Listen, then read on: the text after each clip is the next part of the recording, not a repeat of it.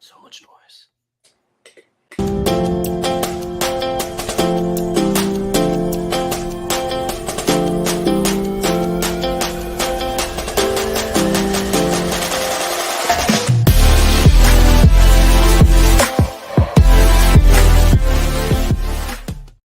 Let's fucking go, guys. What's up, guys? Episode What's 11. We are one episode closer to being the longest lasting podcast ever. Guys, we got this. It's going to happen. So I'm Patrick. I'm here with Chase. And then our two guest hosts today, Joe and Ash, who are currently frozen. So this in is the best good. position to be frozen on. No, This man, is they're like picture. throwing signs. This is what 100% a picture from like a roller coaster. You know, they do that real quick shot. That's it my right God, there. it is. Yeah, no, you're frozen. Guys, this is literally perfection. This is amazing. As a matter of fact, Oh, I want a picture of this. no, I'm taking a picture right now. This is good. It's totally worth it. Yeah, this is Do we good, need to and back out? I'll make sure y'all get that. So yeah, this is a strong start with the frozen picture, but that's okay. We're gonna roll with it. How are y'all doing? Doing great. Doing Good, man. really good. Are we still frozen? Yeah, You you are. very We're frozen. just that cold. Okay, you know. Yeah, no, it's you know what, y'all are either doing the best statue pose ever, or Do we need that Walmart Should we internet back connection out, is come hitting back? hard. Okay. Do we need to just back out and come back in? Yeah. You know what? Go ahead and try that real fast. We'll see how this goes. It's going to chop Cool. Chase and I off for a second, but it's good. You just back out for a second. All right, we'll be right. We'll roll with this. Chase, I'm not going to change this. I'm not going to edit it. We're just going to own the cut in this half is for the good. moment. This This is is good. cool. This is definitely what the chat shows up for. Hold on. There we go. Is that better? Oh, okay. And now, Okay. guys, we're going to bring Troy in, who may have microphone issues. All right, here comes Troy. Let's go. Ready? 3, 2, 1. Yo. Hey, fuck you're yeah. doing good. Let's go. All right. Let's effing go. Wait, Y'all- what happened to Joe? I They kicked him out. actually heard you weren't going to be on, so they left. They used a lot of language, and I was like, get Yeah, the damn fuck this out. We're here. Oh, they're back. There they are. In this. What's up? Yay. We got the sound fixed too? Yeah. Yeah. I think Everything's so. all good, guys. Guys, Awesome. we're at full strength and only 8 minutes late. I hope everyone's happy. Okay. Late to the mic officially. Yeah. Was about to say, at least they're on brand. Hey, we plan on being late every episode. Okay, all the way up to episode 3,862. Okay. Dedication. Count it. Yep. Count it. You can do the math on how many weeks that is. Chase is gonna look so fucking old, and Troy may die by then, but it's fine. We're still gonna keep going. Yeah, they're crazy. Yeah. Hey, I give Troy. you 5 episodes. You know what? We set the over under at 8.5, and I took the under, so we're already doing good. Troy, how are you doing, buddy? I'm doing good, man. I just came from a dinner with our buddy Robin from Redline Shipping. Okay. And, him and myself and my son Michael. Yeah. And it was good, dude. We had a really good conversation and some really good food. And now I'm just hanging out in the hotel. Nice. Where did you eat at? We ate at a place called Tompkins by the Riverside. Hey, Yep. I've been there. Yes, Chase has been there. It's kind of a favorite of mine here in St. Louis, and so Okay. yeah, I always have a good time. So Super good food. All right. That's fair. you want to say hi? Oh, yeah. Let's. Hello. Yeah. Let's. Yeah, been down here. Hello. Hey, What's up, buddy. baby Michael? How Listen, you Michael. Wait, Hey, come Michael. back here. Get back That's down you here. with hair right All right. there. Love Yeah. you. Can we see more of the face and less of the crotch? That's the Would goal you here. would Joe? Would you rather have Michael's curly hair or your dreadlocks? Those curls are fly. Yeah, you know, he has the really girls good love the curls. So I'm like, The girls love the curls. Is that true? I love. Is this the same hair? Yeah, that look you- at him just smiling back there. He knows it's true. He's like, Michael's like, I Oh, is that slay, what you guys. look Y'all like don't even before- fucking know. Before you shaved it all back, is that what you look like right there, Troy? Not quite. What did Okay. what kind of hair did you have when you were younger, Troy? Well, I had a mohawk that was Nice. different colors. No, And then stop it. I had Wow. shorter curly hair for my senior pictures. That's about the only time I ever You had never curly had the hair. Justin Bieber hair. You weren't, No. you weren't flipping it all What are you now. trying to take my phone for, baby Michael? Baby I Michael. actually thought you were like bald your whole life. Just out the womb, just never had hair. I came right out of the womb bald. I never. It's yeah. I've always looked like I had a beard when I was a baby. Exactly. That's That my makes yeah, that checks out. Your He's baby. the Makes Benjamin Button of the snake industry for sure. I love it. I'm glad there's very few pictures of young Patrick out there. It's better that way. It's much better. Yeah, it's good. Yeah. So Chase, how's your week been? It's been good, man. Yeah. It's been a good week. Yeah. Had a great clutch set up this morning right before the feed. BPI Exanthic G-Stripe, bred by Spot Nose Enhancer G-Stripe Clown. Mm-hmm. So, I've heard better stuff. So I was happy to put those 8 eggs in the incubator, and then, nice. As always, a great feed. I'm waiting for the day when you say it wasn't a good feed. Then I'm gonna know you're being honest. Good. It won't be good. Like everything in the place regurgitated and nobody ate. Oh my yes, god! Absolutely. That would actually be the worst feed. That would be devastating on a level that none of us are ready for. Anytime you get a regurg, it almost feels that way, though, right? Like you just never want to find it. Is there honestly a worse smell than the regurg? Like honestly, I don't think so. And it's a known smell. Like once you smell, when you walk in the room and you're like, oh damn, yeah, I gotta go look in every tub right now. Absolutely, there's no question. You walk in that room and you smell that regurg, and you're like, well, the next hour is lost because I got to look through every fucking tub, and we know the last tub is the one I'm gonna find it in. That's the way it goes. Uh-oh, your son's running away, Troy. Quick, stop him. Yep. Bye. Is he going to get the hooker you paid for? He's going to go check the truck, and then he has an odd obsession with like walking around hotels aimlessly. It just they all look the same. They all have the same things, but he will spend the next hour like I don't know. It's weird. You know what's funny? I actually did the same thing when I was younger. Like when we would go to hotels with my family, I would just abandon the hotel room and just wander. Yeah. Is that weird? That's very weird. It's something I love to do in the casinos here. I just walk around, I pretend like I don't know where I'm going, and I open every door I can. Yeah, and I get as far into the place. No, that's not weird. That's normal. That's just exploration. That's good. Okay, well, I agree with Ash, and I think I'm the only one that's like, no. Chase, you are the least exciting, most mayonnaise person I know. Stop it. You don't get an opinion here. Really? Yeah. Oh no, am I frozen? Okay, if you're live, keep moving. Oh, I think it's us. Yo, I was gonna say he's good. He's good for me. Yeah, we can hear you. A lot of times, like you'll freeze up, but we can still hear you. Wait. Okay. I'm not seeing that. I think that's just his personality coming through. Wow. This is hurtful. Joe, Ash, how are y'all doing this week? Amazing. Yeah. Anything exciting? Really exciting. Yeah. It's been a crazy roller coaster. Okay. But so basically the big thing for us is we had a rodent breeding operation going at one place where as many as we pumped out, it was taking us about 1,600 every month to feed our collection, and we were right at about 1,500. And so we the partner we had in the facility that we were at was going to move his location, and we've just been working like crazy trying to find a place and work everything out, and everything came together, and we got the place in lock, and it's 4 times the size of what we have. Yes, it's incredible. And so that's awesome, guys. Business. We went and got all the zoning done and the business licensing done. So Sin City Feeder Breeder went from just like an idea, garage. like literally, it's crazy to start it out this way. But when we first got together 5 years ago, and I decided to conquer my fear of snakes right when we got into it. Yeah. Going to the pet store, we're getting rats, and one of the times we go, we're getting 40, 50 rats at a time. They're giving them to us at retail price, you know. Oof. And the guys finally one of the times they're like, Joe, I can't give you these rats this time. I go, what do you mean? I see you got a whole bunch in here. He goes, yeah, we forgot to order food for them this week. I'm like, what the? You're the pet store, man. You can't do that.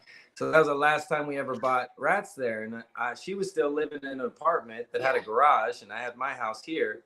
And I told her about it, and she said, you can come and breed your rats in my garage. We've been dating for like a couple of months. Like 6 months, I think. That's like, serious? When a woman says that, you literally drop to one knee and just get it going. 100%. I'm telling you, once we set it up and did it, I was like, oh, you the one. So after about 6 months of doing that at her place, I was like, come on, move in with me. Let's go. Dude, I'm going to be honest, man. It sounds like you were slacking a little. If you waited 6 months after she said, you want to breed rodents in my garage? Instantaneously would have been like, hey, you want to spend the rest of your life with me? She had a cat. No, that was it. I had a cat. She had a cat. Like, it took a lot of compromise. You could always feed the cat to a really large boa or something. That's true. The cat could have been a feeder too. It's fine. So this week is so cool, you guys, because we went from the 3 racks that we built ourselves. My hands are all busted up right now from doing all the moving and stuff. 3 racks in our garage to moving into our backyard with 4 or 5 racks. My friend allowing us to use his big old warehouse where we had literally built 8 racks and we had a big metal rack at that point. And we get up to, like I say, 1,600 rats. And now we're going to pick up 20 more racks ton tomorrow. of more racks tomorrow. Yeah, dude, this is a fucking operation. Awesome, guys. So stoked, you know, and the That's place huge. is all set up, and you go in there and you look at it, and we're just like, I mean, I could damn near cry. It's just amazing. Guys, that is so Bro, fucking congratulations. awesome. Congratulations. Yeah, That's that is just It's fantastic. so many obstacles, you know. But Oh yeah. you just keep the faith. You keep on pushing through, and I knew something was gonna happen, and it did. And so, yeah, thank you guys. I appreciate it. Yeah, no, that's fucking. So you said y'all are using 1,500 rats a week or a month? A month. We're up to 1,600. A month.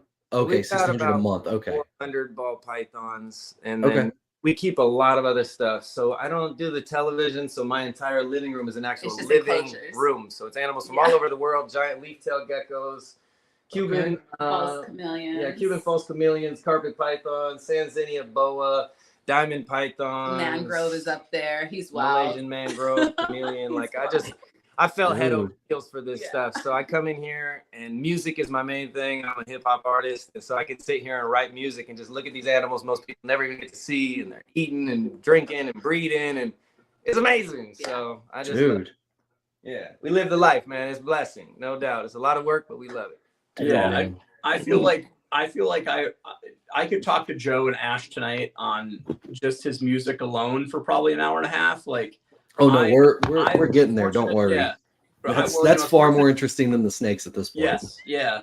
I was fortunate to meet these two quite some time back, and I knew Joe, kind of played in the music world, but I never really checked it out. And I don't know what it was. I think you were doing an event, or you were like releasing like an album or something, and I kind of fell in love with a bunch of the music that you had like in your reel or like of yours, and so certainly have enjoyed listening to some of that, man. And thank you, brother. Much love. You do a great job. So before we dive too far, where can people find your music? Is it everywhere? It's everywhere. So yeah, it's YouTube. All right, what's the name to find you under? It's under Hydro. It's HIGHDRO. HIGHDRO. So yeah, you can search that up. There's a ton of albums on Spotify, iTunes, a bunch of music videos. I'm pretty consistent with releases. That's my main passion. And then, through the process of music, I'm all about basically uplifting people. It's a positive message that I try to give folks and just kind of like instill that energy of belief, positivity, that you can do it, push people through the hardest times. And that same thing kind of came to with the reptiles. So as soon as I conquered my fear of snakes and I found out they were so amazing, I used to think all you guys were crazy as a motherfucker before I ever knew you existed. I used to have a funny thing I'd say. I was like, if I ever met a girl and she's like, I got a snake, I'm like, oh, you're crazy that does like seances at night and shit. Nuh-uh.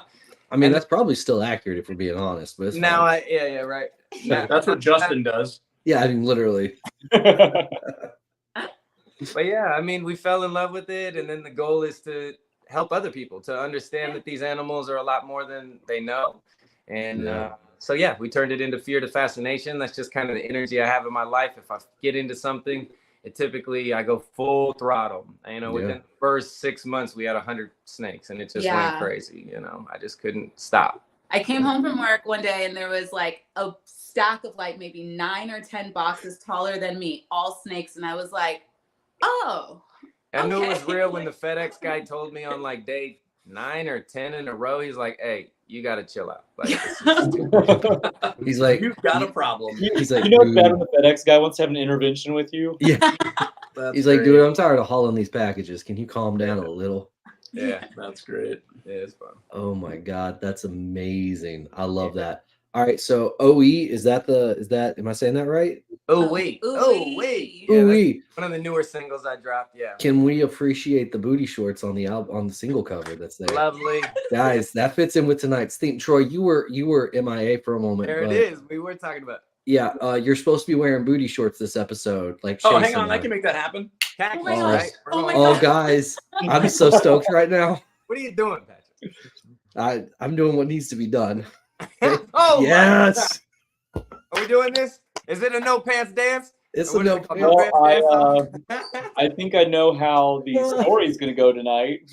Oh, Oh my my god, Come It's on, gonna be guys. very Not haunting. getting some flack. guys. Troy, thank you. Snake for that, thing don't dude. work out. OnlyFans. Oh, Yeah. dude, no one wants. No, No no. one's paying. No one's paying for that. Trust me. Oh, Oh someone my- will. There's So you- someone out there. Do you think Yeah, that there is someone out there. there's someone that Troy is their type? It's Lisa. Is it Yeah. Lisa? Lisa. I just want to make it really clear for everybody, including Joe, that I would trade Lisa every bit of money and anything that I have for Ash. Like, she's really my true love in life, and I'm just waiting for Joe to disappear. Wow. I ain't going nowhere. Okay. I don't know wanna that have she's to into be- white dudes, obviously, so I've got that going for me.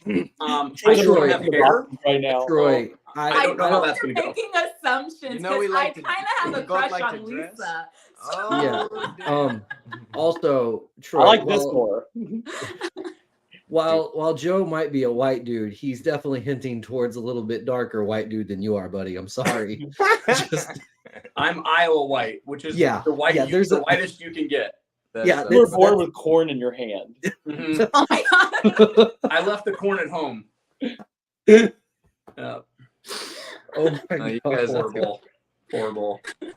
Wow, this. We're So- getting canceled. Can Yeah, I we was about to also say. say we are so grateful to be on this. This is our first Podcast. podcast. Yeah, so on top of So, yeah. everything, this week gets even We've better. been putting out a lot more Nice. content online and trying to, just put our Yeah. face out there. Oh, more.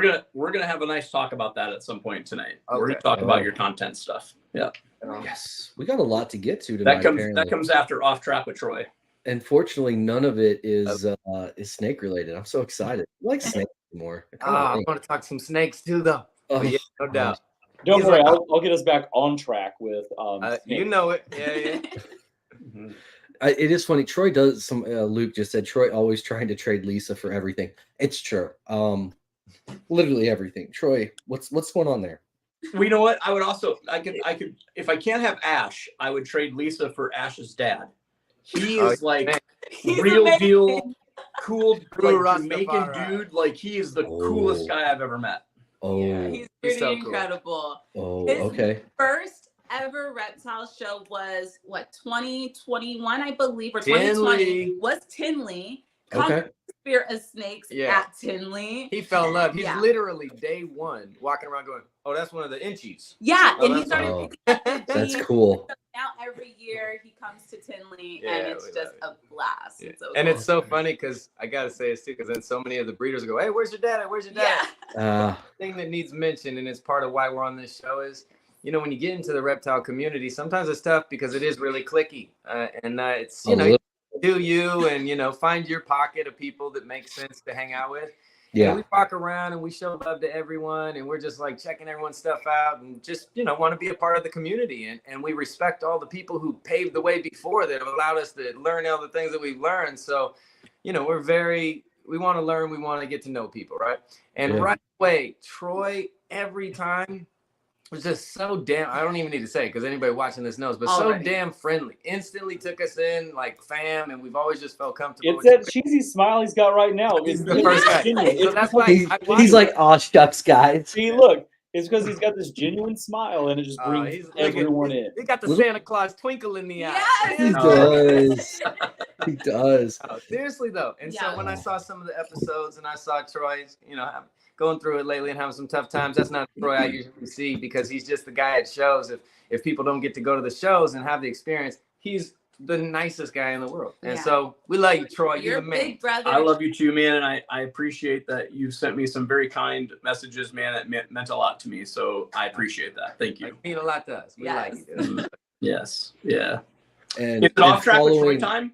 1 second, following right after all those nice words, Luke says, "Straight blast. This is like the 12th episode, and Troy has literally tried to trade Lisa 12 times." Okay, I'm just gonna go ahead and say it now for The story time tonight, I think it needs to be Troy trying to barter Lisa away, and no one will accept. Yes. Poor Lisa. Oh my god. Oh my god, that's amazing. Yeah, we can do Off Track with Troy. Okay. All right. Good stuff. All right. You two ready for this? Let's go. Yeah. Okay. Either of you or both of you can answer. Does that sound good? Okay. Oh, I like it. All right. First question. What would you do if you entered a hotel room and found a dead body? Oh my, this is such a great You've question. got to answer this one. It's gonna be Sorry. crazy. No, I would try and solve the crime. I would examine what happened. No doubt she would. I'd be going right downstairs like, we're not having that room. No. I need another one and an upgrade. Oh And my she'd be like, gosh. let's find out what's happening here. Yeah, And I'm like, looking for fingerprints immediately. I'm pretty sure you're not supposed to do that. I think that's interrupting an investigation. See, but the thing is, you do the stuff you're not supposed to do, and then you apologize later. Oh, okay. Oh, okay. I didn't Good to know I wasn't supposed to do that. I love it. That's good Okay. stuff. All right. I like that. If you could flip a switch and get rid of any music artist or group, which artist or group would it be? They're gone forever. They never existed. And why is it Hydro? Damn. No, yeah.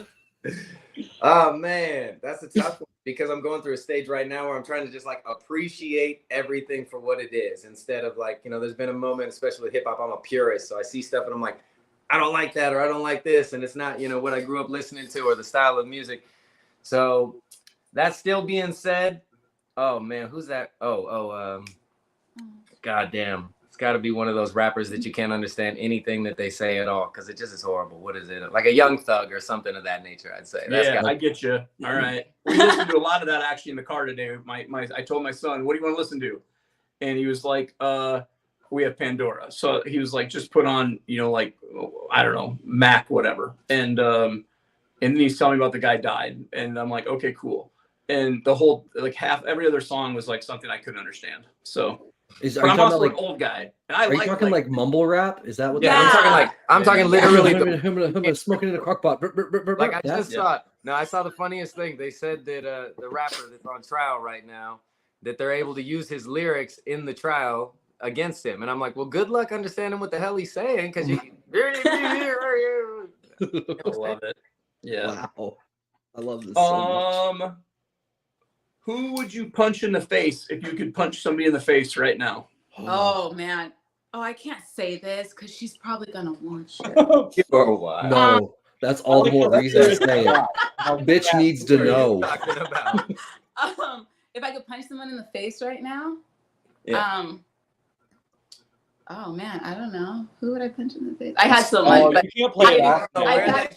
No, you literally immediately had a name and were like, no, I can't say that. That's the name you It gotta was say. like first, last name, and address. Come on. yeah, I had it I down. mean, she's like, she's watching the show. I know. She's my hater number one. Dang, I didn't know. No, she's not my hater. Are you It's shining just like that already? You got a hater? no, like that? I have no haters. But when someone just makes you mad, and you're like, oh, I could just punch you in the face. Oh, Yeah, it's called Troy. I get it. Oh, too funny. yeah, it starts with an M and it ends in an M. I want to be. Mimi. I got it. That doesn't Mom? mean him. Mom.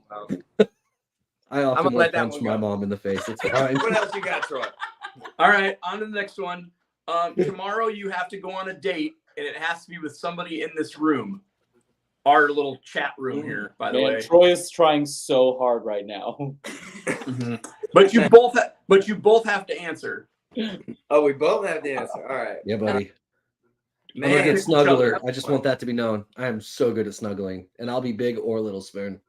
see, Wait, what? I'm all about ladies first. Go on ahead. I'm taking you all out to dinner. Oh, come on. I'm done. Get her off. Joe, Yeah. just you now. You got We're to supposed to hurt feelings on this. Yeah. no Swiss. One of them will cry if you don't pick us, so you better pick carefully. I'm picking Patrick. I'm gonna go. There it is. I was going to be the one to cry, so we're good So- here. It's the pilgrim beard. That's what does it. Who do I got the most love for? It's only because I don't know you two as much. Obviously, Troy. That's But the I'm not right gonna. answer. All I'm right, not gonna we'll go have a lunch really with you. I good can go date, hang. Joe. Oh no, hold up though. I'm not gonna go to lunch with you because I can hang out with you anytime. I feel like we're at a show, some of that nature. We go to lunch still, but Yeah.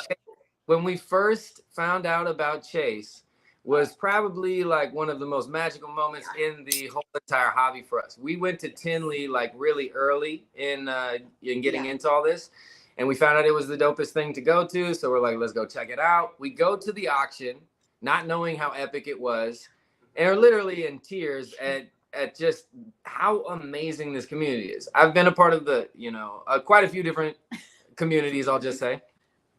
And in all of that, I've seen a lot of giving, people who care, but I've never seen anything in my life like what goes on at those NARBC auctions.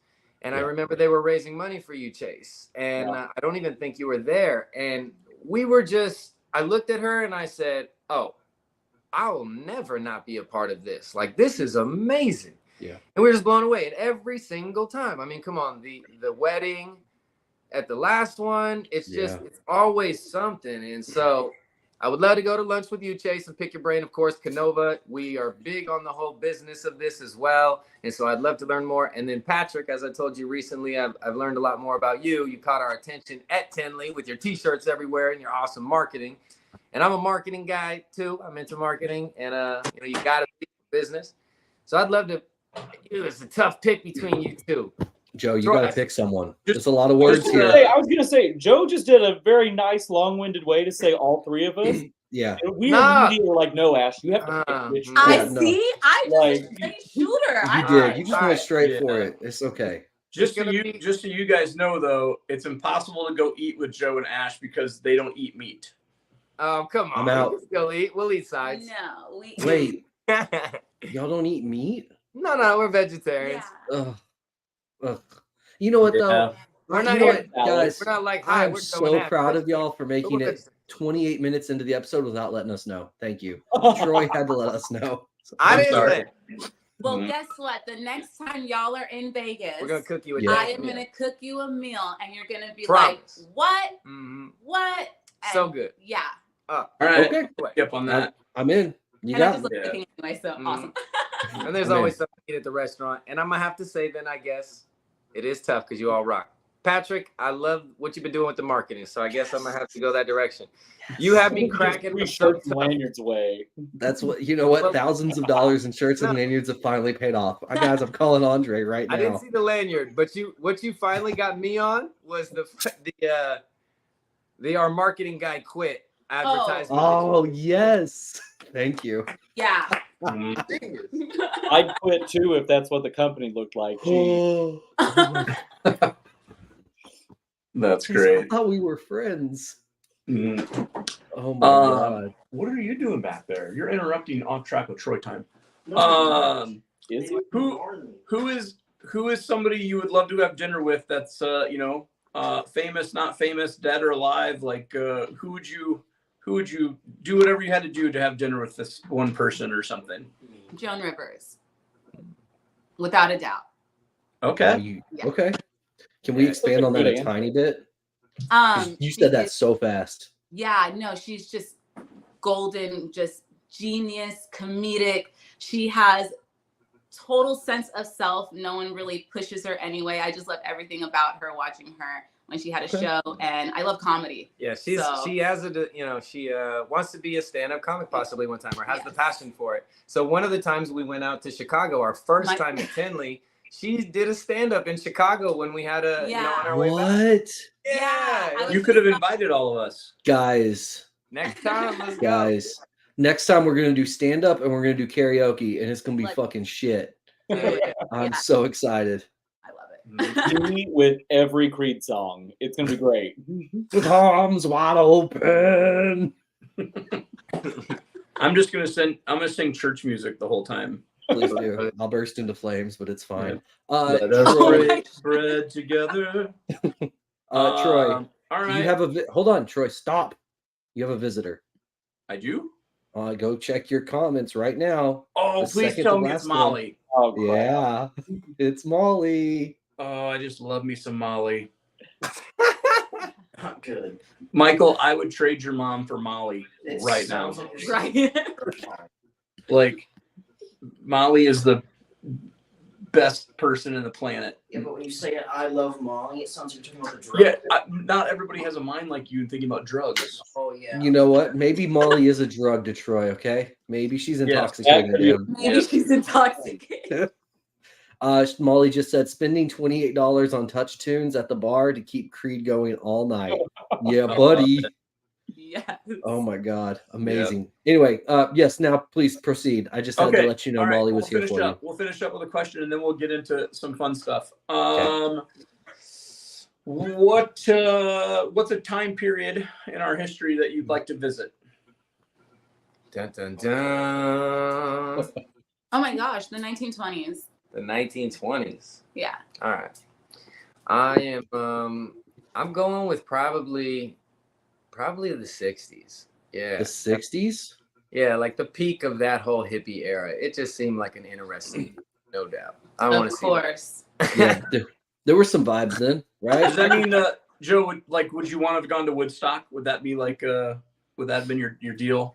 I don't know if I would want to go to Woodstock. I got like a weird thing with being in crowds. I like being on stages. But just the vibe of what the energy was like in the people. They were expanding their minds, opening, and not just the drug idea of it, but people that were realizing they didn't have to literally like go to college, go get a job, go be a lawyer, go, they could do what they wanted. And I remember being a kid and talking to some of the hippies then at that time where they were forced to cut their hair. They found the things they wanted to do with their life. They're like, I'm gonna grow my hair. I'm gonna do what I want to do. But then if you had to get a job, they had kids, they had to do all these things to conform. So I don't know. That was time. Okay. Nice. Joe, let me ask you this. If you could perform on any stage, Madison Square Gardens or whatever, what's that one venue that you'd snap your fingers for? Man, right now it's probably Red Rocks because I haven't done it yet, is my like bucket list one right now. That just seems like the spot. Perfect weather, perfect time of year, My parents saw Peter, Paul, and Mary at Red Rocks. Oh, nice. And then me and Michael were there, and we were hiking just off Red Rocks, and Halsey, right? Yeah. I say that right? Halsey was performing, and you could hear it, and it was kind of neat. Like, had we known that, I would have probably bought Michael some tickets, but we didn't know that at the time. So nice. Yeah, that's a dope band for sure. So nice, man. Well, I hope that happens for you. I will come to Red Rocks and I will be front row. VIP, baby. I got you. Nice. Oh, nice. Look at that. All of you. Yeah. Oh, dude. Does this mean I get to transition into some business talk for a minute? Let's do it. Yeah, we can talk about business. Okay, cool. Let's do it. I want you guys to fill everybody. You guys are doing this really neat deal. For anybody that's listening, you guys should definitely follow them on Instagram.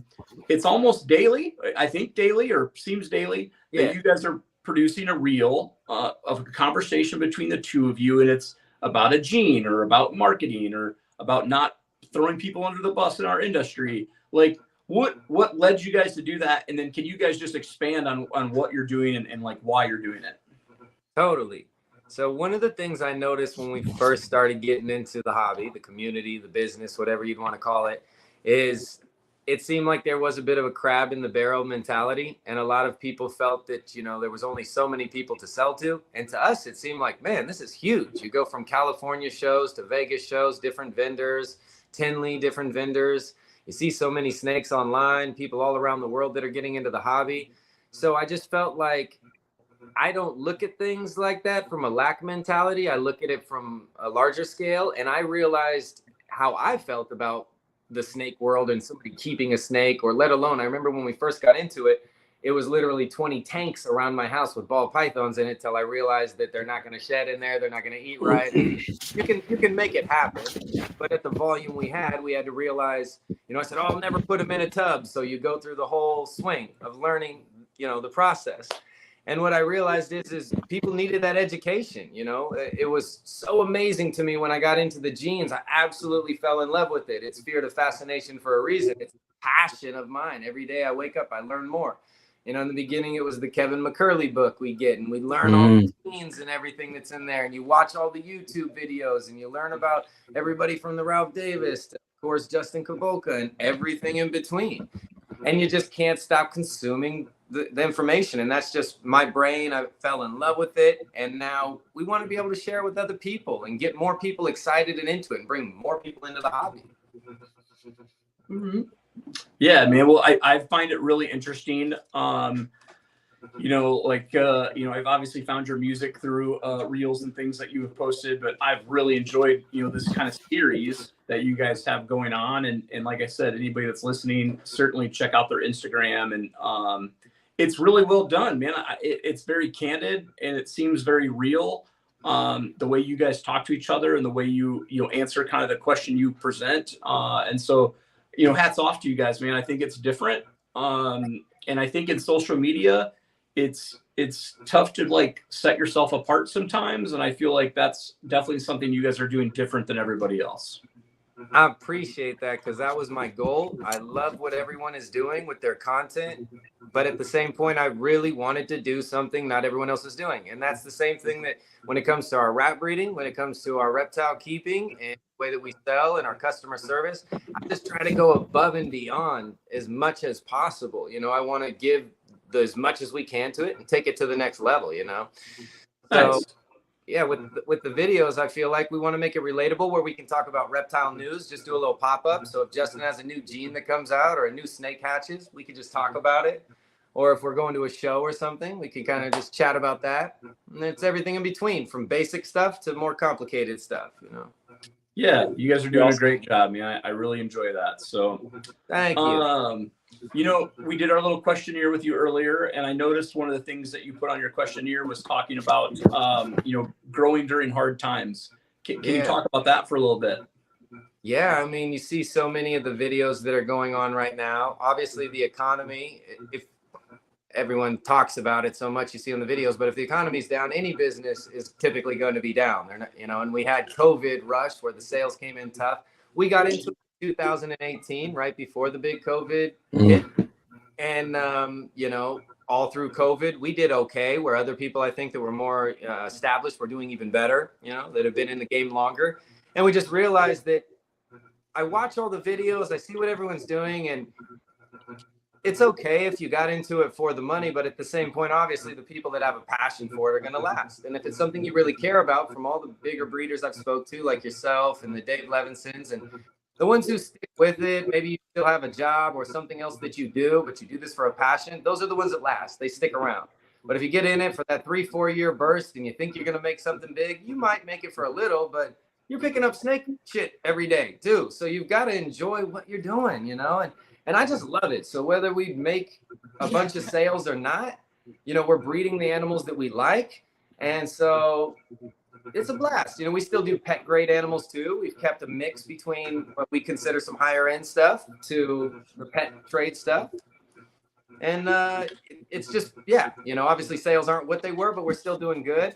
And I just keep the faith. Just keep the faith that keep doing what you want to do. And we've been successful. We still sell snakes. People are still contacting us on a regular, you know, and we also do little sales and things that try to keep stuff fun. Yeah, you just got to do that right now. I think it's the time that you can't sit back and expect everything to come pouring in. You got to work a little harder, which is why the videos are coming out, more YouTube, and we're focusing on TikTok and all that good stuff. Man, I love what you're saying. You say right there, you got to work a little harder. I think so many people got spoiled with how easy it was to sell animals during COVID that they forgot that the hustle is real. Like the effort you got to put into like selling animals now, there's a little bit more effort. You got to put that hustle in. You got to do some marketing, and whether that's you know, Instagram ads or, you know, doing the reels like you're doing or doing podcasts or videos, whatever it is, like just doing little things like that can help just increase your visibility to where other people see what's going on. Because so many people in our industry now, right? They post a snake on Morph Market and they're done. And that is the most passive form of marketing you could possibly do. And it's just not, it's not gonna work. So I love hearing you when you say that, like, you know, you got to have that hustle, because I think that is what's going to keep people in versus the people that get out, or the people that hustle versus the ones that don't. I got to say, it probably comes from the music as well. I mean, I've been doing it for a long time, and you can't just put a song out and expect it just to do what it does. You can't just, everybody's releasing, there's like 100,000 songs or something a day on social platforms. Wow. So how do you separate yourself from these people? You know, obviously you've got to do all kinds of marketing, creating videos, reels constantly. you can't sit back. You know, if you believe in your craft, if you believe in your snakes, whatever it is, your business, you've got to put the work in this, you know? And so, yeah, I mean, I love it, man. I love that. That's fantastic. I think that's a great attitude and mentality to have. You both are always so positive. What's a negative day like for you guys? Oh, Silence. yes. I love that. Honestly. No, I love that. You know, it's truly like I love that. do your thing over there, get your energy right. Let me do my thing over here, get my energy right. And then it's what do you want for dinner? Yeah. And then we're good. Then we wake up the next day and it's like, all right. Guys, I love that so. That is so. I relate to that on so many levels. I love that. That's beautiful. Yeah. Chase, is that you and Justin too? Y'all just go silent with each other? Absolutely. I'll go to the adult side of the room. He'll go to the hatchling side of the room. You know, I'll do pairings. He'll I love ID that. babies, and then we'll just Meet up in the incubator. meet up in the incubator, meet up with the ultrasound machine. That's how it works. Andre and I had a day the other day where we both clearly like woke up and chose violence. And we were in the hatchling house and we're eating lunch literally right across from the counter for each other for like 35 minutes and didn't say a single word. It was beautiful. It was like, this is the energy we're bringing to the table today. I love that so much. Yeah. Oh. That's how it is. He'll be in the snake room. I'll be cleaning dishes. And it's like, just leave Both got ours in. Yeah. Yeah. Animals. Ash, is there something? Ash, is there something like, you know, Joe obviously is very involved in the music. I know he was talking about you know, having the comedian side of things. Is there something that you do that's, you know, you're passionate about other than the animals? Yeah, I'm a lifestyle architect. So I help people reconstruct the way they think about their lives, and I help them think positively to make changes and be successful. I'm sorry, Patrick, are you thinking what I'm thinking? Like, I got you're A little bit. got a client for you. I got to toot her A little bit. Like, Ash, if you look gently to the left, there's a client for you. So she works for Tesla, and she Thoughts kicks and butt prayers. with that company so much. They love her to death. She's worked her way up in the company tough to where they've made her a life coach for the people at work as well, just to help with the life work. Dude. That's awesome. So Congratulations. she's not saying the full thing. So she's taken and translated that into creating her own business, building her own website. She calls it the domino effect, which is this funny little nickname. When we first started dating, I'm playing dominoes with her, and you grab the bones. You know, you grab the stack of bones. Yeah, man. And she can't grab more than one domino at a time. So I'm like, your little bitty hands, I called her one domino, and it stuck. Oh, that's amazing. She did the domino effect and helps women to set up their life and put the pieces in place. So you just kind of knock them down one and keep it domino, going.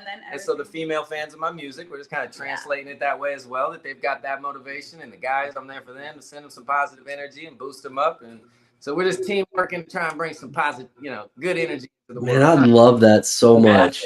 Ash, let me ask you this then. So when you're helping people, you know, rebuild their life to be a positive, you know, whatnot, who do you go to when you need that? my therapist. Yeah, come on, Troy. No, that's I love. Honestly, Guys. like, I go to YouTube outside of that, but no, I go to my therapist. Well, who are some of the people you're most inspired by? Mel Robbins, she's great. I would have to say Roxy Nafusi is absolutely amazing.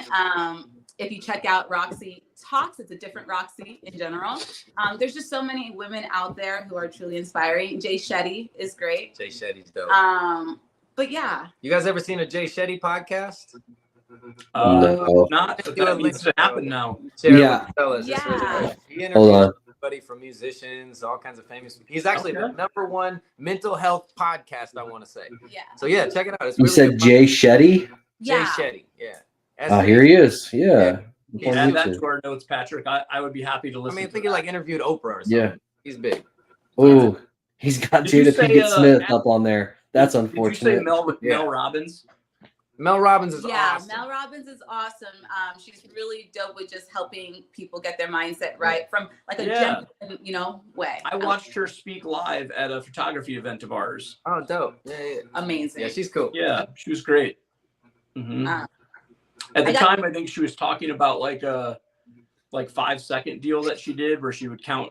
Yeah, I have it painted on my deal. Yeah, it's the Yep. And it's pretty. It sounded like so elementary, but like so I think it works, right? And I probably should keep that going in my life from that time period, but it's easy to get distracted. Completely, yeah. We both had a screwed up life as kids, so it's just like even through our early adult life, and we just had to straighten out all the crazy stuff in our lives. And so we're on that self-help journey of learning things, and we each other. And this is just one of those relationships where we're constantly we're not perfect by any means. We're always trying to work. Joe, where did you grow up at? I grew up in North Las Vegas. So I grew up in like a neighborhood where I was one of 2 white kids in the whole entire neighborhood. All my best friends were black kids, Puerto Ricans, Mexican kids. And then when I was 10 years old, my mom, I got in a lot of fights in all the schools out here. I get kicked out of each school. And then, because I'm the minority in all of my schools. And then my mom moves in with this cowboy in Fernley, Nevada, in the middle of nowhere in Nevada. I'm on a farm with cows, pigs, chickens, horses. Oh, man. No Mexicans, black folks, racism everywhere, super, heavy. Shocking. Yeah. Wow. But I'm running home from school, like getting bucked off of horses and stuff. That lasted like 4 years, and then I came back to Vegas. So. Nice. All right. And Ash, you grew up where? I grew up on the east side of Las Vegas, and it's funny because it's quite suburban. All of my friends were white. We are the complete opposite. There's a lot making sense in this relationship all of a sudden. It is an opposites attract. Oh my goodness.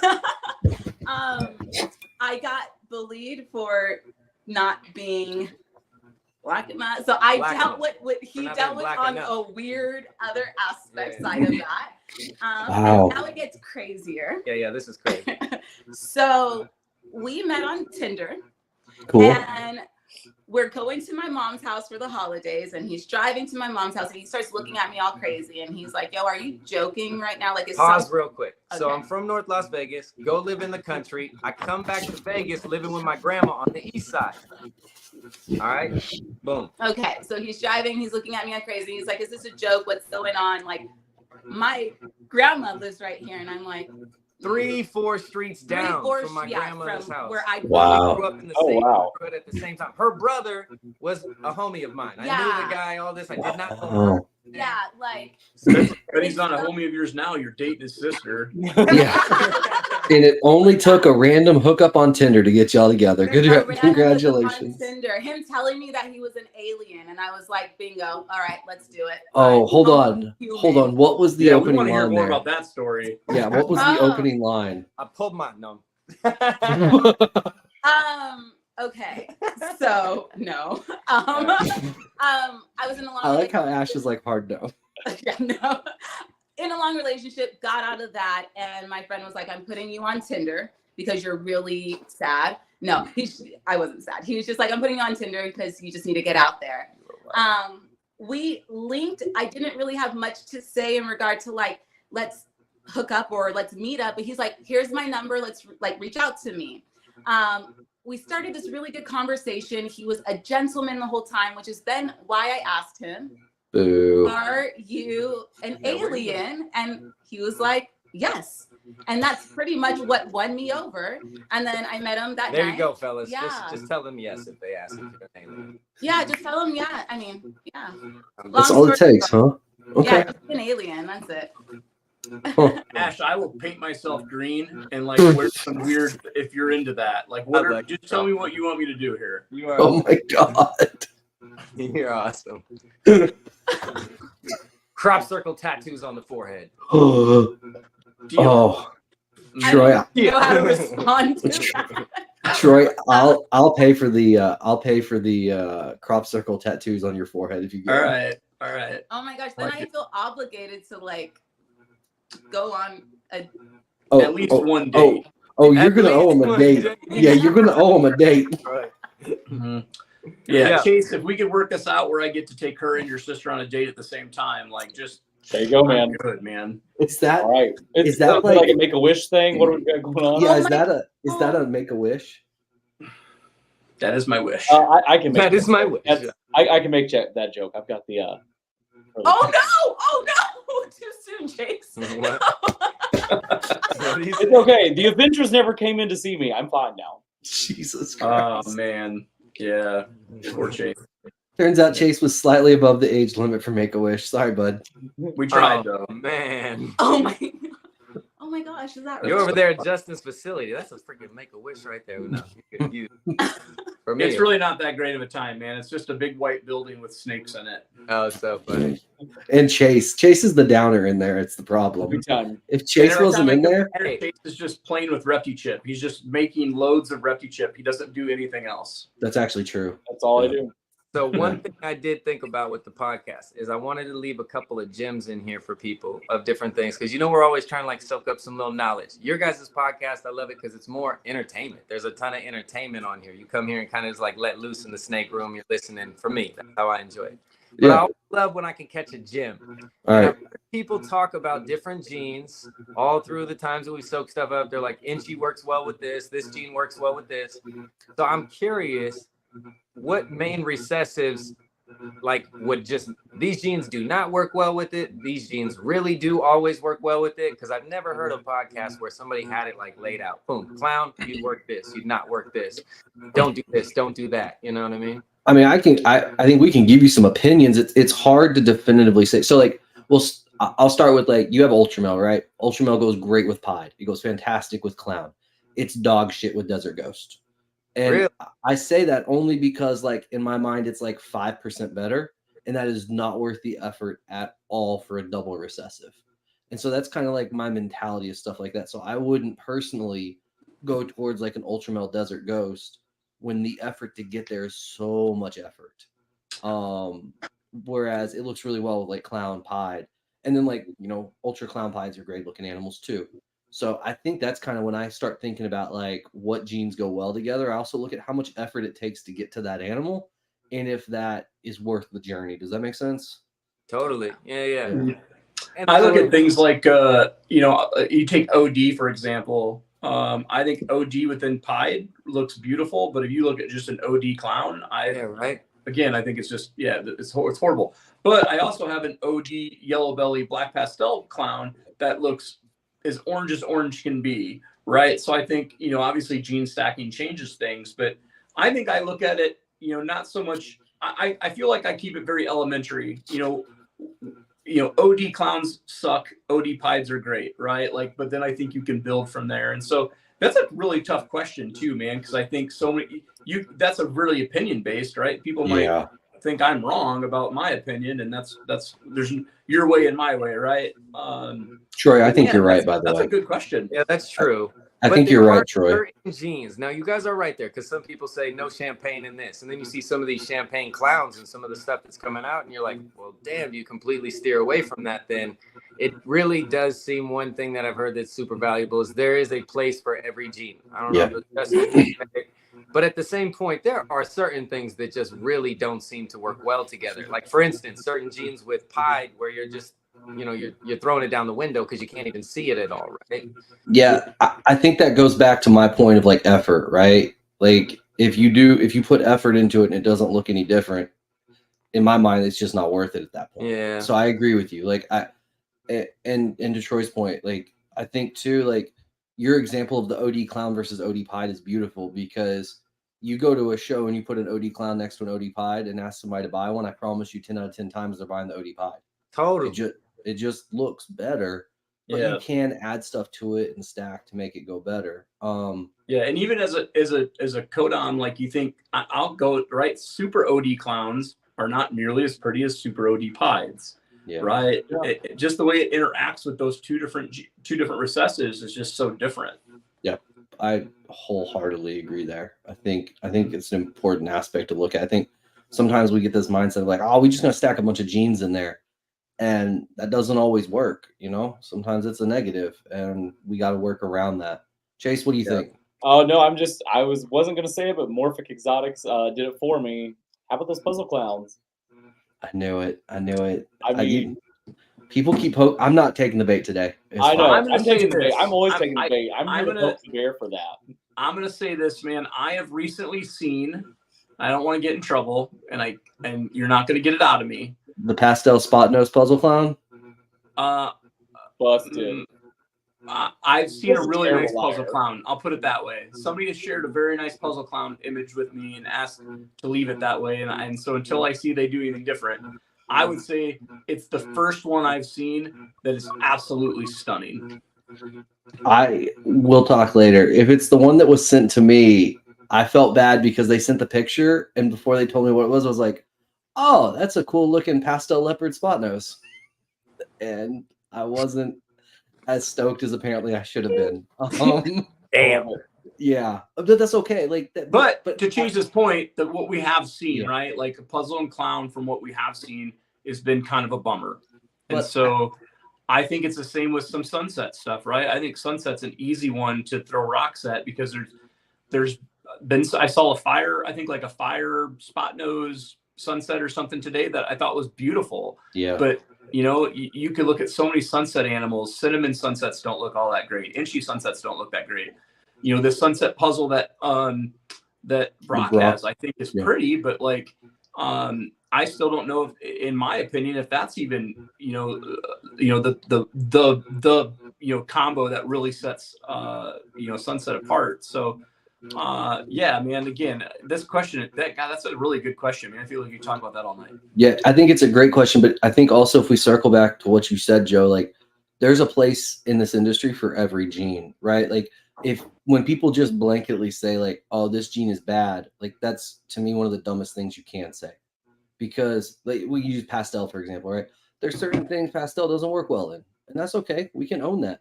But there's also projects like Zebra, like Desert Ghost, like Lace, where it is fucking electrifying. And to say like, oh, I don't want it in that project because it's pastel, well, that's dumb. Like those animals just distinctly look better. Stop it. Like you're just being rude. And so I think we got to remember that too. Like maybe it doesn't work in one thing, but maybe it works in another. Champagne, right? People don't like champagne a lot. I mean, it's a very overpowering gene, which is part of the problem. But there are combos where it looks good, and that's okay. And that's all right. It's not everybody's cup of tea, but that doesn't matter. That's part of the fun of the industry. How funny and cool is it that ball pythons got so popular that if your favorite breeder says pastel isn't cool, you agree now too? I know, right? The place that we've gotten to. Oh, we're cool now. it's exhausting. Can we just talk for a minute that my son is in the comments and he's looking for resumes for a new dad? Oh no! One of the people he asked was Jacob, who lives in the middle of nowhere, California, in a beat up, rusty trailer. I don't know if you want to live with Jacob. Jacob's also dumb because he said with pastel it's true. Nope, you're wrong, Jacob. Pastel goes well with certain genes. Pastel. Anyways, Michael's looking for a new dad. Okay. Michael, I don't pay very well, but I'll be your new daddy. I don't pay very well. So I got one other one for you that I bet some people could benefit from. Okay. You guys are so much more experienced in this than I am. And I think a lot of the breeders that got into it around the time we did bought a lot of things that you probably shouldn't have bought. Whether it was the females, that you picked up just randomly, or it was some random buys on males. For us, we loaded up on so many recessive projects and we're still working like 8 or 9, which is probably more than we should be doing with 200 holdbacks. But at the same point, the question I have is, I'm at Tinley, I see a snake I can't pass. It's a special het monsoon. I like some of the monsoon stuff because I love granite animals. I love the granite carpets and all that. And as I'm looking at the snake at Tom Harden's booth, awesome guy. I love Tom Harden. He's so cool. Tom is the best. Yeah, right. And so I'm like, is it going to be a hog? Is it going to be we do hog nose too. Either way, I get this snake from him and it's a male and it's a 66% het. It's monsoon. So it's you can clearly see it. And I bring it home and I have 0 het monsoon girls. And I know you should have a project lined up with it. Well, my whole goal is you can see it. And just like Tri-Stripe, you're able to pick out the hets. So I'll just breed it to a couple of these girls that I got, hold some of the hets back and make some monsoons down the road with it. Because it's not a project I'm heavily focused on, but I still wanted to have something going in that project. Yep. Question is, would you say, forget that, get that out of your collection and focus on the things that you have? Or would you say, go ahead and have a little project over there? No, I think it's okay to have little side projects. It also depends on like how hyper focused you want to get, right? Like if you're trying to stay super lean and mean, yeah, you don't want to get branched out too far. But if you're willing to have some animals and have some side projects, I think it's perfectly okay to do that. I think Okay. there's a lot of mentality that's built into that, and like what your goal is with those animals, and like where you're heading with it, and your goal as a business or a hobby as well, right? I personally think sometimes like people focus too much on turning this into a true business instead of just a hobby, and it's like sometimes it's okay if this is like a hobby to just have animals you like and a project you like. Like it doesn't matter if you're gonna make money off of it because you like that animal, and there is intrinsic value to enjoying what you're doing. Oh, Right. 100%. And so if you're gonna make that, I think it's beautiful. Okay, If cool. you're running it as a business and like you were asking like consulting help or whatever, we might be like, look, what's the reason behind this? And like there's gonna be some questions involved, but I don't think it's a wrong answer. No. So awesome. Well, first I'll let anybody else, if anyone else had to say something before I piggyback. Oh no, I was completely agreeing with Patrick that Yeah. if you go The only thing I was gonna say, man, especially with monsoon, it's easy to tell the heads. I mean, they're easy to pick out, so you'll definitely be able to pick out your holdbacks and then sell what you don't want from the clutch and Nice. enjoy your project. You know. So that, and all I was going to say, man, is I think you don't get carried away in it. I think having that little side thing is neat because it brings you some happiness. I think sometimes like where I'm at in my collection right now, I'm just kind of like, ugh, you know, and so it's a bit down, you know. So I think you gravitating towards something like that and just not getting carried away in it is completely healthy. Awesome. Well, thank you guys. That solidified what I was thinking in my mind. And wait, are you asking us and hoping for positive answers so that Ash, like, was she like, you're dumb? And this validated your preference? Yeah, that's true. Because if Ash thinks you should sell it, Joe. Yeah, no, honestly, I think snakes show up to the house that I'm unaware of anyhow. It has been a long time since then, but I can't lie. I laugh now. I can go ahead and say it. When I was buying too many snakes, I would bring one home and I'd like put it in the garage for a second. And I'd go in there and I put it in my pocket and I just slide it in because we had so many snakes. But you couldn't tell if a new snake was coming in, so I was just like, yeah, it's probably best I don't say anything. I'm just gonna. Yeah. What's really quick, Joe? I found out today. Yeah. Awkward. Like, what is your, like, if you guys each had to answer this, and you can't answer the same, do you each have a favorite like project, whether that be recessive or codom or anything like that? Yeah. Well, for project, you know what's up with me, Troy. I've been trying to be defined as the guy hitting the tri-stripe concrete because when I first got in it, I saw the potential in it. I'm a fan of stripes, and what I love most about it is I wanted to do something not everyone else was doing, but I still saw potential in. You know, I still work clown, I still work pie, do all that, but we wanted to pave a name for ourselves. And so we go to every booth and ask, you got the tri-stripe, and nobody'd hardly ever have it. And so now it's so cool because I went from not having a single visual to making my own visuals, and then we go to shows and I'm selling them at the shows and I got them there. I'm like, yeah, full circle. Yeah.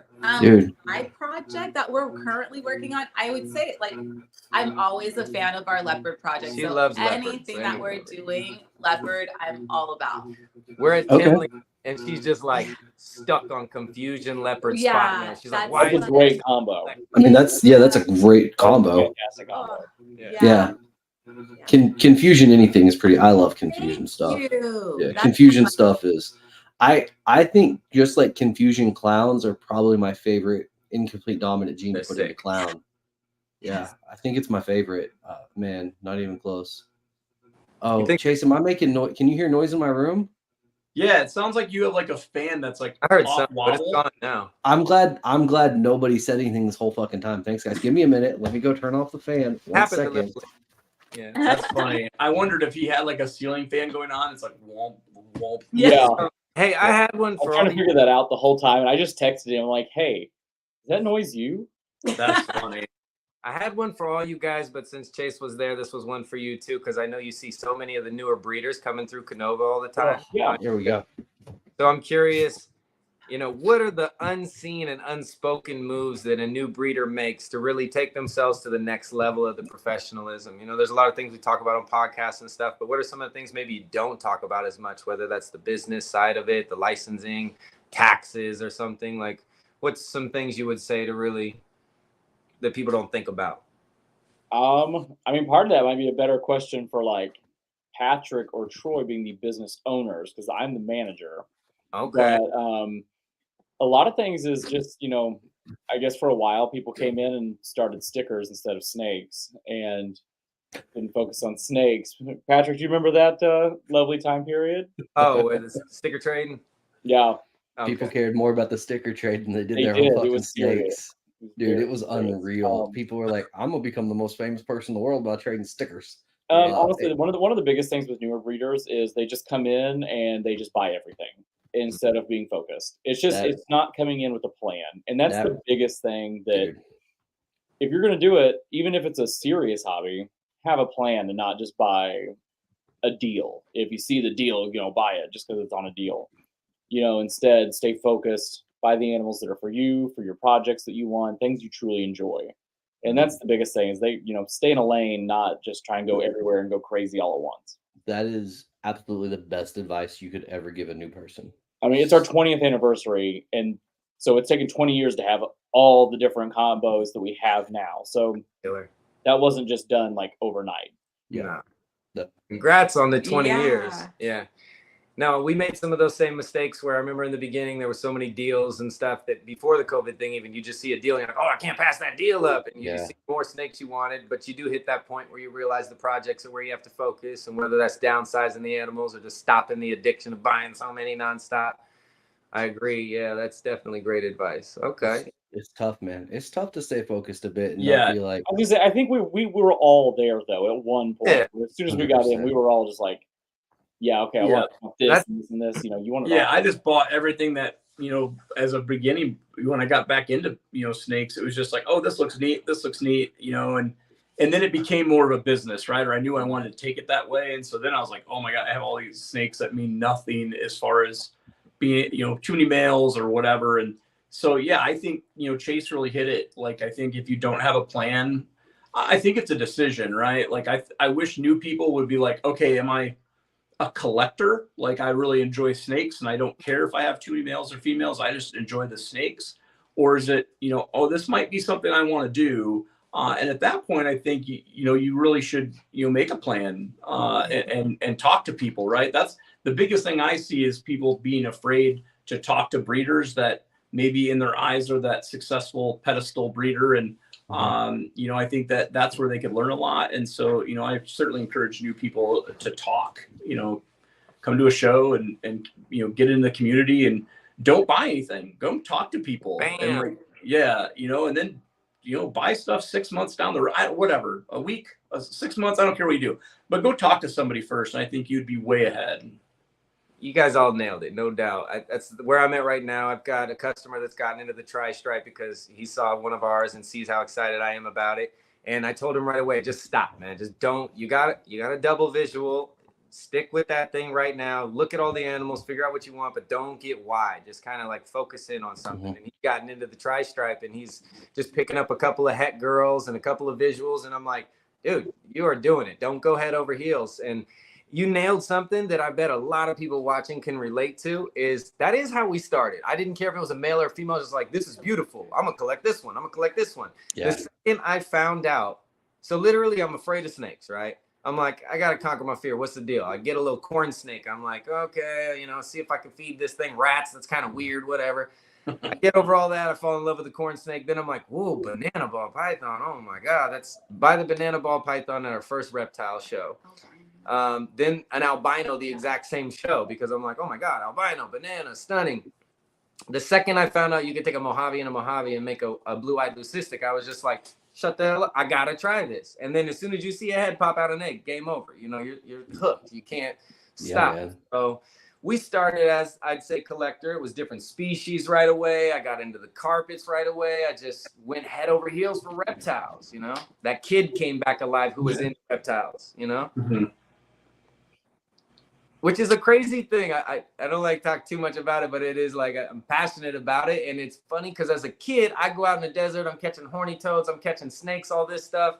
And then as I got older, I just would have a dog. I wasn't into it. My grandmother was deathly afraid of snakes. I put a rubber snake in the fridge one time. She damn near had a heart attack. That's awesome. I took care of my grandmother before she passed away, and all through that process, I was very close with my grandma. And then once she passed away, I'm walking down the street one day and the guy's got the boa in the corner, it's Vegas. And I just freak out. I start like getting anxiety. I don't normally feel. I've got to walk far around this guy, and I don't even put 2 and 2 together. It sounds strange, but in some way, I feel like that fear kind of translated onto me or something, because I'm really afraid of the snake all of a sudden.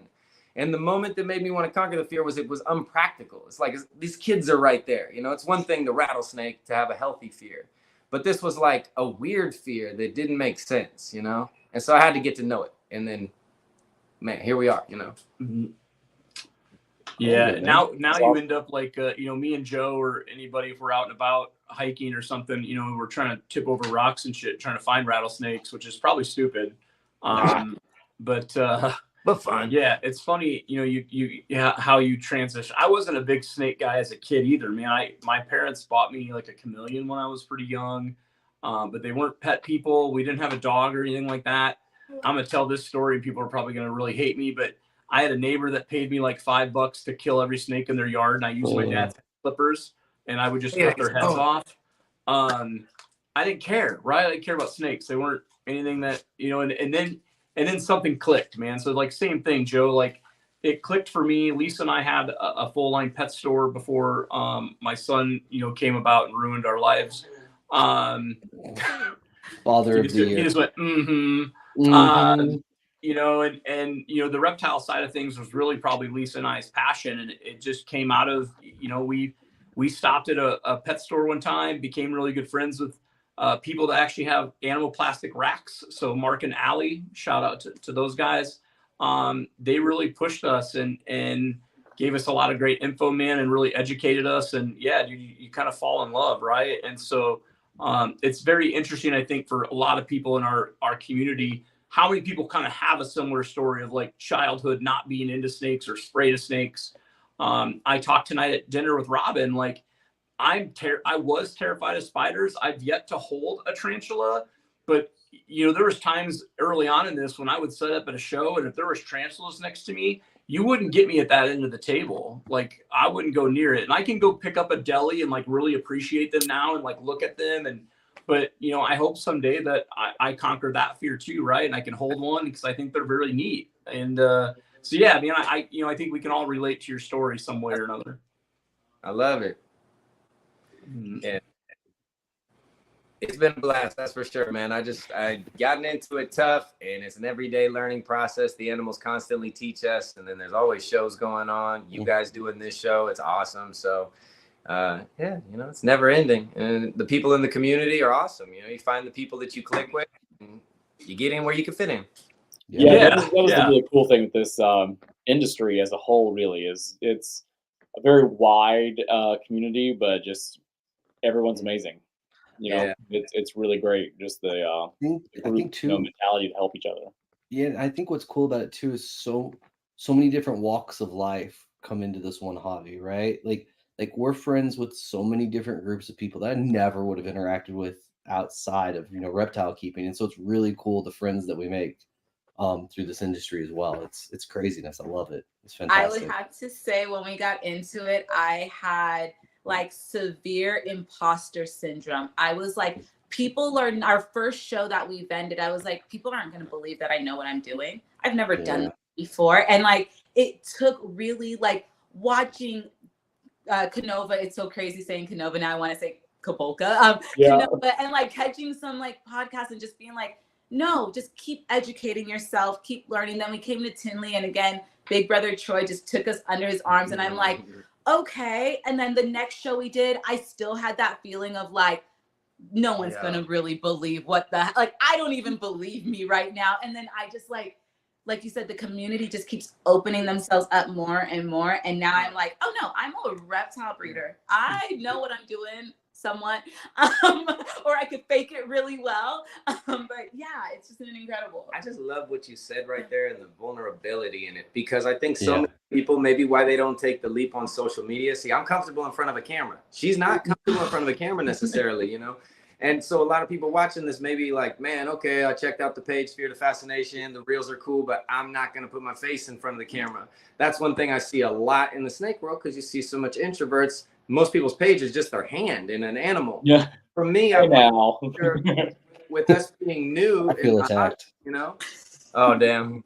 No, it's okay. It's okay. No, I didn't know. My bad. No. My face But- is way more than it needs to be on I've had Instagram. this We're good. conversation with multiple breeders, and I think it should be said is, I want to see your face. If you breed snakes, I want to see your face. If I'm buying a snake $2,000, $3,000, $5,000, $10,000, I want to see what you look like. And Yeah, I've man. talked to other breeders I know, and it's like, so for me to do these videos and people can see our personality, you know, we've got one awesome customer right now, and we talked about regurgs in the beginning, right? And this sucks. It's like, I get a guy, buys a snake. He's not ready for the snake yet because he's not going to breed yet. He tells me to hold on to it. I go, cool, no problem. Snake's doing fine.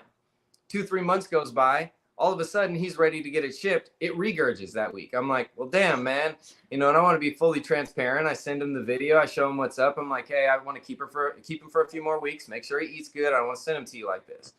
He's cool with it and everything. But putting your face out there and people see, next thing I know, he's online. He's like, dude, your music's amazing. This is crazy. And he's calling me all the time. And it's cool because I love it. I love to talk snakes with people too. But it keeps, you know, it keeps the comfortability, I think, for the person. We're not Canova, you know, we're not Chimera, we're not Best Dressed yet. You know, we're working to build a name for ourselves. And so I think, like, just get out there in the vulnerability and do it. You know, if you feel the imposter syndrome, like, just push through it. You're doing it. You're breeding the snakes. Do it. Yeah. And another thing I'll say, last bit, is if you, like, we're sharing some stuff that's newer that, you know, some of you guys might not get as much value out of. But just share it because you have customers that are buying pets. Maybe if you're in, you know, we sell to pet people. So we're putting that info out there. And who cares, you know, if anyone judges or feels like, oh, that's newbie information. I don't care. You know, let's mix it all up and give something for everybody. So, yeah. Absolutely. I think that's probably one of the things I hear the most, Joe, when people talk to me about vending. Most people are terrified to vend, and a lot of it's they're afraid people aren't going to believe them or that they're going to say the wrong thing or this or that. And I agree with you. I mean, I think until you do it, you get out there and just kind of push through it. I think that's always hard, right? You're selling live animals. I think we all know that our community can be, you know, a bit harsh sometimes, and some people think they know it all, and you know, and whatnot. And so I've had people at my table tell me pieds are albinos, and I've tried to explain it to them and showed them an albino, and they still tell me that I'm wrong, you know. And so, like, there is some times where it's frustrating, man. But yeah, I think pushing through it's a learning curve. I think you're always evolving through this industry, and just with music and photography for me, like all of that is always evolving. You know, it's never going to be a set thing. There's always going to be something different going on, and so certainly love the way you guys have done things, man. It's really neat, and certainly happy that you guys are here tonight too, man. So I want to tell you that while I can. Thank you guys for having us. Absolutely, guys. Yeah. I have asked the chat if they have any questions. I don't think I've seen any come through, but certainly want to give the chat an opportunity to throw out any questions that maybe we haven't, you know, covered. I know that we're, you know, probably got about 15 minutes left or something here. So chat, feel free. I'm going to keep an eye on that. But yeah. Is there a project you guys don't have that you want to get into? For her, it's the confusion. Yeah. She wants to add confusion to the clown projects that we have. For me, there definitely is. There definitely is a couple that I'm just sitting back on, kind of waiting. We're building some sunset stuff up right now with hets that we have. Oh gosh, what's the main recessive? Probably that puzzle. Puzzle is the one. I really slept on a puzzle that a couple of animals that I wanted to get in the past that were beautiful before it started really being super popular, and now I see it kicking off, and I feel like, oh, okay, well, we're gonna be late to the game on that one, but it is what it is, you know. I love puzzle stuff, so yeah, I'm all for that. Yeah, some good stuff. Yeah, puzzle's a fun project for sure. I had puzzle stuff and sold it because I thought the project was dead in the water. And then, you know, 2 years later or something, I had to buy back in, man. How long ago was that, Troy? I sold my puzzle stuff probably between COVID and just after COVID. So just a few years ago. And then I bought back in last year or kind of this year. So was part of the reason you thought it was dead the individual that was driving the project? Oh, yeah. Not necessarily. To be honest, man, the first puzzles that I saw were mixed with like cinnamon and stuff, and I thought they looked like pewters to me. They just looked like a pewter, And so I was like, well, this is dumb. You know, like, why would I Yeah. spend X amount of dollars on an animal that I could buy for a couple $100? Or I had that mentality about it. And then I did buy in, and then I sold, and then I bought, you know, when Gen Z was, you know, moving to a different direction, I bought some of their puzzle stuff, man. And I'm happy that I am. I wish I would have kept what I had at the time, and I'd be a little further down the road, but that's another learning curve, right? Like we all have some type of regret, I think, with certain animals too. Yeah, for sure. Luke asked Joe and Ash, is there any other species you want to breed or are breeding? Question mark. Diamond. Yeah, diamond pythons is one. Again, I'm trying to just do something that I feel is not everyone's doing, but I really enjoy. And to me, the diamond python is one of the most stunning animals there is. I just love Joe, them. didn't you have those on your table at like Pomona? No, Vegas? No. I didn't have any diamonds. I think we've had some, like we had a children's python at one of them, an Asian vine snake. That's the only kind of random stuff, really. That was it. We're just at a place now. We're about to start having some hog noses at the shows, which we're excited Oh, about. nice. I love hog noses so much. I got a rack in the office with me. I always try to find a way to sneak over to Tom Harbin's table and just look at his hog They're nose. so great. I mean, that 2 years ago or something, that sunburst when I saw it over, I was just, oh Dude, my God. so I went to Tom's table and I'd been talking to Tom for years about getting a hog nose, and he hatched that first sunburst. And I'm at his table and I see it and I'm like, all right, well, I guess I'm buying one. And I bought my first hog nose because of that snake. Nice. And this was my first. I didn't breed her for the longest time. Like, I just had a pet. Mhm. And I finally like bred her. This was our first year getting a clutch, and it was the coolest thing in the world, hatching out like sunburst and stuff like that. Dude, I was so stoked. Bro, I got the coolest hognose hatching story. Okay. So I bought so for me it was the storm, like the storm cloud. The storm trooper or something looking one that JMG did. He'd have like it wasn't called a storm trooper or anything, but he showed a storm trooper with it. And it was an all black super Arctic, just beautiful. Oh, okay. I got you. Right? And so I seen that thing and I'm like, oh, I want to make super Arctics where I started. So I buy an Arctic and an Arctic from him. I raise these things up. I breed them together. I get 4 eggs. She got egg bound on my first go around. Oh. So I go in there a week later, 1 egg's deflated. I go in there another week later, another egg's deflated. Another week later, another egg's deflated.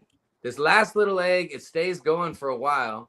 I go in there thinking, it's not time yet, but let me just open it up. I take the plastic off the top of the thing and I look and it's deflated. And I go, oh, man. And in the corner of my eye, my brain is not even registering. An orange ribbon is flying around. And I'm like, wait, what the fuck? It's an albino Arctic in the corner of the deal. Oh, that's cool. And I call him up and I'm like, Jeff, what the? And he's like, holy cow, those things proved out. I can't believe that. And I'm like, you didn't even tell me. Like, that's amazing. I love that so much. That's so cool. Awesome. It was super cool. So yeah, that is cool. That's our male now. He's gonna be our next super Arctic maker. Dude, that's cool. My first female I bought was an Arctic albino het sable female, and the Arctic stuff was super cool. Yeah, man, it was cool. I love them, man. Hatching them is just fantastic. It was one of the coolest experiences. Like, you doing the moonbeam? No, I ended up. So we made more sunburst stuff and like Arctic sunburst, and then I ended up buying a toxic conda this year. We're doing toxic, and so we're gonna do quad hets and make whatever that is, the Mai Tai Xanthic sunburst albino stuff, and like. I really wanted to direct towards like storm cloud project stuff because I just love how like that blue coloration that they have. Oh, sick. Yeah. And I was like, well, I might as well just kind of make quad hets and just hatch out a bunch of cool stuff along the way as I make that stuff. So yeah, man, I love them. They're so cool. They're the best. And they have so much personality too, which I think is really cool. Yeah. Yeah, they're extra for no reason. Open up the enclosure. Guys, there is nothing better than like a fresh hatchling that's going like full cobra on you, and he's like, they're the cutest. I'll pull one out right now. It's steady on cobra mode. You're just like, what are you doing, dude? Calm down. Yeah. Calm down. Played dead. Our first one played dead, and we were like, why? You don't get it often. It's too cute. Oh yeah. Let's see here. Leviathan asks, for all of us, what was your last thing you learned that made you feel like you leveled up in your reptile business? That's a good one. Oh, what was the last thing I learned? I'll let y'all start. Y'all go first. Oh, I mean, Because- that's tough because I feel like just from the inside part, you're kind of always still learning and you know, moving forward. But I mean, like pairing wise, it's just, and I mean, the levels up is just writing everything down, knowing your girls, knowing what they're doing. I mean, knowing all the signs, like little things like Yeah. that. I think for us, it was building an inventory, like a true inventory system. Yeah. So like instead of just working off of like a basic Excel sheet or whatever, or relying on somebody else's, it was me going in and like realizing like we needed to hard code something that we could customize and build as we grew, you know, and scale with us. I think that was when like I personally felt like we went from like a small like hobby level business to like where Andre and I are now. We're like, you know, we're a full blown like hardcore business. So I think that was probably it was learning that and then actually implementing what we learned. I think I don't know if it's the last thing, but something I feel like where I leveled up was taking my brand seriously, right? Like trying to make things match, you know, whether that be your tablecloths and, you know, displays and things, but just taking my brand seriously and not just like willy-nilly about it, you know. So that's one spot that at least I feel like I leveled up at once I did go, you know, a little bit more serious about things. Yeah. Those are all killer. For us, it's on a more basic level, I feel, and I just love it because it's constant dialing in. It gets deeper and deeper into like really figuring out your projects. And so one thing that I really feel I took to the next level recently is I wrote out my single recessive projects. I wrote out everything that I would cross into one another, and I'm trying to figure out basically what double recessive projects I plan to mix into one another one day and cross. So I'm trying to just level out the codom genes that work best with each of those projects within what I want to create in the future, whether it's been made and I liked it or it's something I want to try and create that no one else has done. So it's tying in, you know, at first we're just trying to make cool clowns. We're trying to make cool pies. Then it was clown pie. And then, you know, you're going different directions with all of that and figuring out how it works. So I'm really big on the Excel sheet. What service are you using that you dialed in I'm curious on your projects more, are you using? Oh boy, here we go. I mean, you can use Clutch. You can use Clutch. I have custom coded Google Sheets. If you want to talk later, we can talk. Cool. I won't do it on the Dr. podcast. Patrick will show you how to use Google Sheets. Yeah, don't worry. I have lots of custom scripts that we wrote, and we I'm have Patrick, and I write custom scripts, and I'm a doctor. Anyway, we'll talk later. I love you, Troy. I love you so Morphic much. Exotics. That is, it's close, man. It's almost there. Yeah, I love that question, Chase, and I love that he asked that. You know, certainly we've been talking about that this week through a circle. Yeah, I'm ready for that, man. Like so the way I do my breeding chart is really old school right now. Like I have a big, big white sheet on my board, and I make all these columns, and I write all the females out, and I have a little spot for like ultrasound and like 2 different males. And anyways, having a digital version, whether that be, custom things that Patrick's done, or if you're using Excel sheets or whatever, obviously I'm in Clutch. And so, I'm ready for that feature, man. I think that'll be great. It's super close, and I'm excited because I'm going to use it. I'm going to use it all through the room and make just life way easier.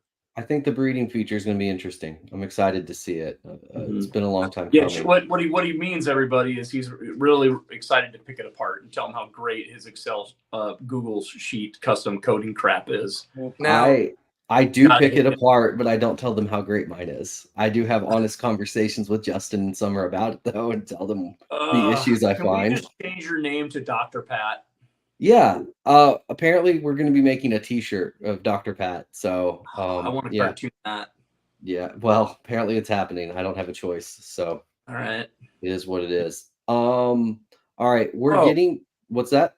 I got one other one that I recently came across that I'm curious, and I never hear anybody talk about on podcasts. I have a guy that'd been in the hobby for a while that came over, and he had an older collection at this point, but he's like looking at all the crazy stuff I'm putting together, and he's geeking out on it. And he's telling me, yo, you got to pop your males and clean out their sperm plugs. And he basically was saying like that their sperm plugs get clogged or something of this nature. And I thought the same exact thing, right? So I'm just breeding my males. I don't have the ultrasound. When I had access to an ultrasound, I could not figure it out. So didn't have anybody there to show me, really. It was just, here's an ultrasound. Go ahead and use it.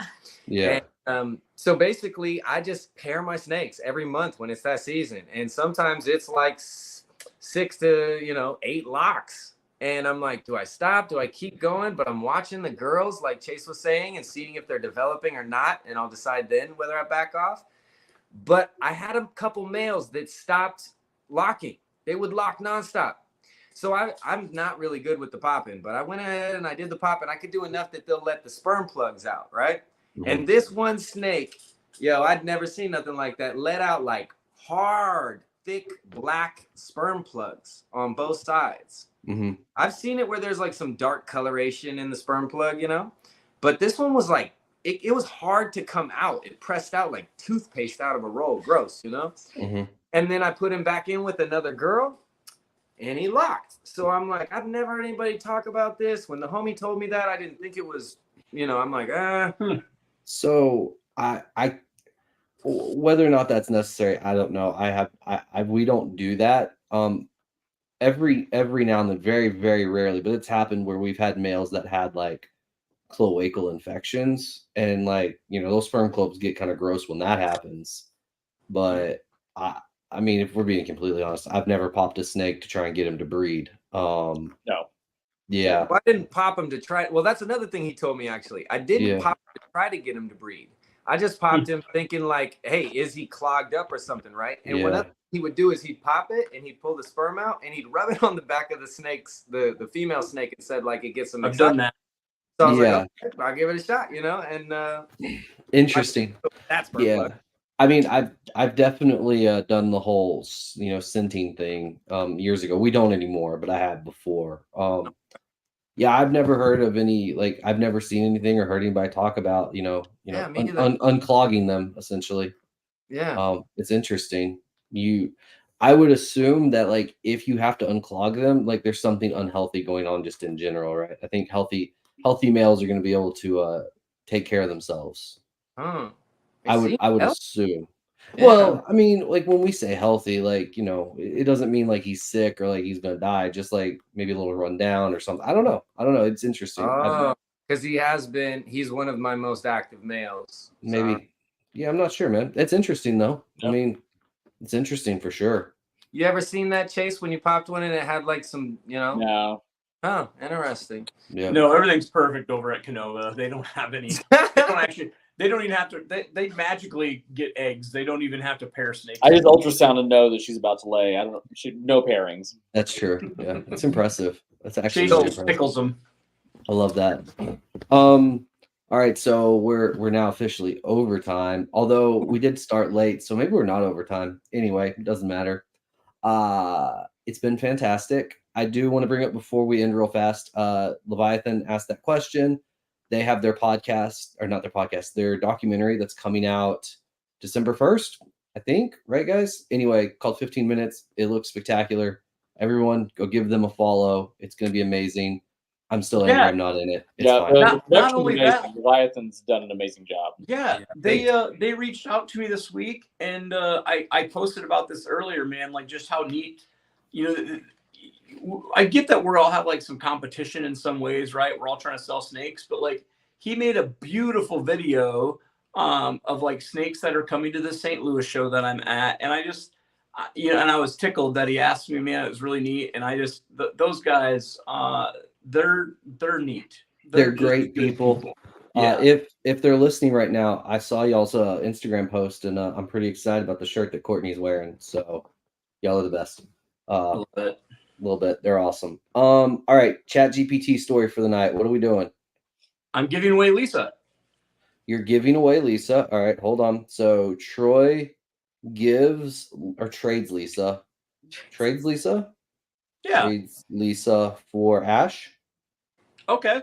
Yeah. Trades Lisa for Ash. Because I have bad sperm plugs.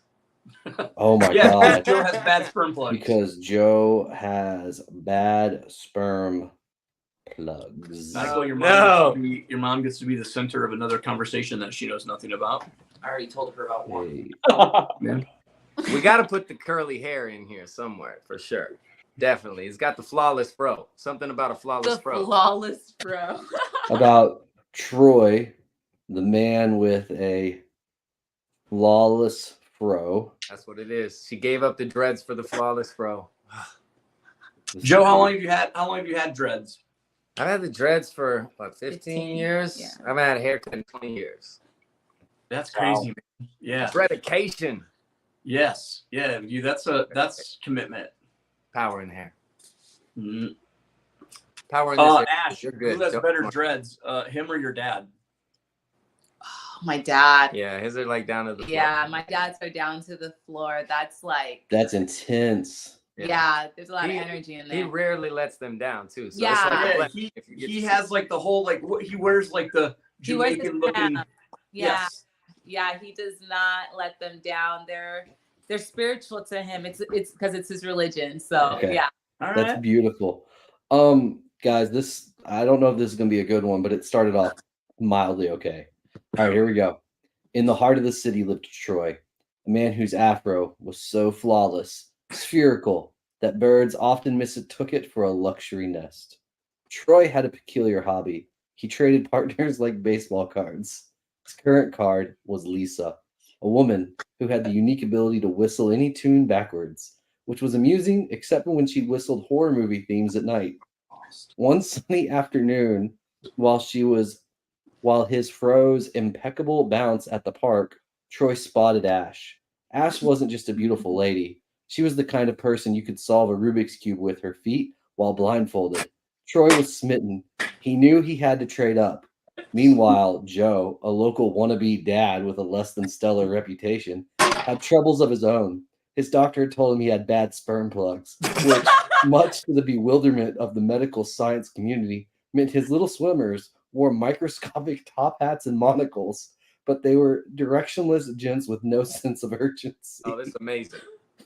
Troy approached Joe with a proposition. Let's trade. You take Lisa. Her backward tunes might inspire your high society swimmers. Joe, desperate and bewildered, agreed.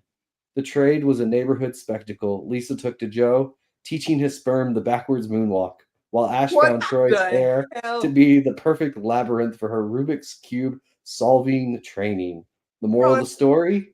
Even a man with a flawless fro can't escape the bizarre love triangle that is a suburbia swap meet. And bad sperm plugs? Well, they just might need a good backward whistle to lead the way. What the fuck? This might be the best one ever. I was just gonna say, I've heard a lot of these podcasts. That's gotta be the best chat to Guys, I have no fucking idea where we went with that, but I love I it just so I feel like much. I gotta bust a moonwalk in this moment. Yeah, I was gonna say, somebody needs to bust the moonwalk. Yep. Oh my god, that's you guys are amazing. That was good, Oh. man. We can't tell you Guys, how much we this I has might been a try to blast. send that one to Lisa, and we'll see if she listens or not. 100%.